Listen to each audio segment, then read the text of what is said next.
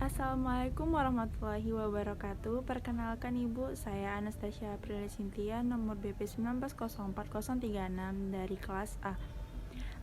Kali ini saya akan menjelaskan tentang morfologi dan klasifikasi rumput teki. Baiklah, saya akan menjelaskan klasifikasi tanaman rumput teki. Klasifikasinya yang pertama yaitu Regnumnya Plantae, divisionya Magnoliophyta, kelasnya monokotil, ordonya Cyperaceae, familinya Cyperaceae, genusnya Cyperus, spesiesnya Cyperus rotundus, nama daerahnya rumput teki. Dan baiklah, saya akan menjelaskan tentang morfologi tumbuhan rumput teki. Akar pada rumput teki ini dia akar serabut karena memiliki banyak percabangan dan memiliki banyak anak cabang akar. Akar pada rumput teki ini memiliki rambut-rambut halus dan kemudian dia tumbuhnya itu memanjang dan melebar di dalam tanah. Batang pada tumbuhan rumput teki ini dia tumbuhnya itu tegak, terus batangnya ini berbentuk segitiga, berongga kecil dan agak lunak. Tingginya itu kira-kira 10-30 cm. Membentuk umbi di pangkal batang dan kemudian daun-daunnya ini terdapat pada batang. Sekian penjelasan saya tentang morfologi dan klasifikasi tanaman rumput teki. Kemudian saya akan menjawab pertanyaan yang ada pada diktat. Soal pertama yaitu yang A-nya, jelaskanlah perbedaan akar dan batang. Akar itu dia jangkarnya penguat, tempat penyimpanan cadangan makanan dan menyerap unsur hara dari dalam tanah. Sedangkan batang yaitu penyongkong atau penguat, sarana transportasi, tempat menyimpan cadangan makanan. Yang B-nya, jelaskanlah perbedaan akar serabut dan akar tunggang. Akar serabut itu dia tanamannya monokotil, terus tak memiliki kambium. Pembuluh xilem dan floemnya itu tersebar acak, berbentuk serabut menyerap bawah batang.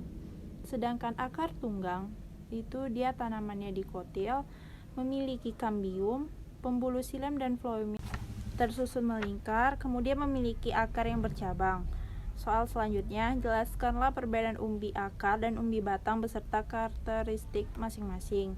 Umbi batang itu dia batang yang tumbuh dalam tanah. Batang ini mengalami perubahan sebagai tempat cadangan makanan. Terus sedangkan umbi akar yaitu umbi yang berbentuk dari akar. Umbi akar tidak dapat dijadikan bahan perbanyakan atau perkembangbiakan jika tidak memiliki titik tumbuh untuk tuas. Reproduksi vegetatifnya terjadi tanpa proses perkawinan.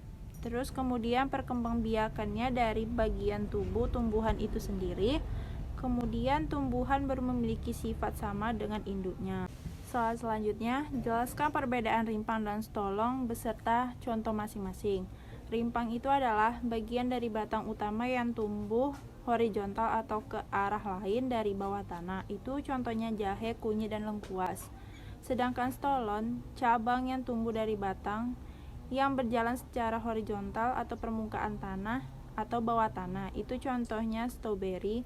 Soal selanjutnya, jelaskanlah perbedaan akar nafas dan akar lutut beserta manfaatnya. Akar nafas itu tumbuhan tegak lurus ke atas sehingga muncul dari permukaan tanah atau air. Memiliki banyak celah-celah untuk calon masuk udara. Itu contohnya akar kayu api.